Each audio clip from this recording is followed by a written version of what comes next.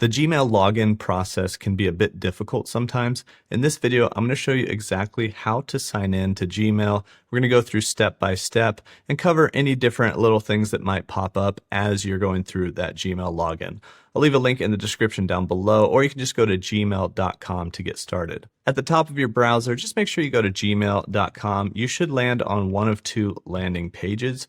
That's going to be either this sign in or it's going to be this Gmail workspace. And you can actually in the upper right click sign in. It'll take you to that same sign in window. Now you might see previous accounts of yours here where it saves the username. And if you want to sign in with a different account, you can actually add a username at the bottom of that or remove the usernames that are currently in there. But if you click on one, you can sign in to that one and enter the password. Or we might be on this page where we actually have to sign in and enter in the email and password. So I'm going to enter in an email of an Gmail that we're going to go ahead and sign into. That's flippyfinapp@gmail.com. You might have an @gmail.com. You might have, at workspace type email or different emails, but most likely you have a gmail.com email.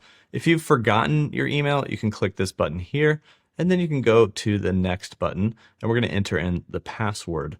So here we're going to just type in our password.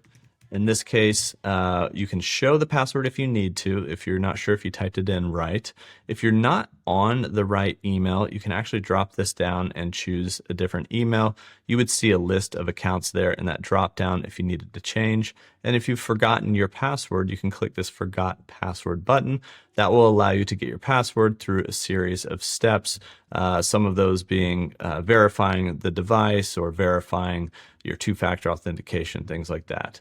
So after we enter in our password, we're going to click the next button, and that's going to take us through the steps. Sometimes you don't have two-factor authentication, so it will take you right to your Gmail inbox, which is nice. If you do have two-factor authentication turned on, you'll see a window where you need to actually confirm your login on your device, which would be if you have any phone or mobile device where you're logged into Gmail, you have to go tap yes on that or tap a number, or you can actually get a texted code texted to you, or use an Authenticator app, and maybe there's some other options. That's two-factor authentication. You might have to go through a few extra steps to get into your account, but those are just extra security steps.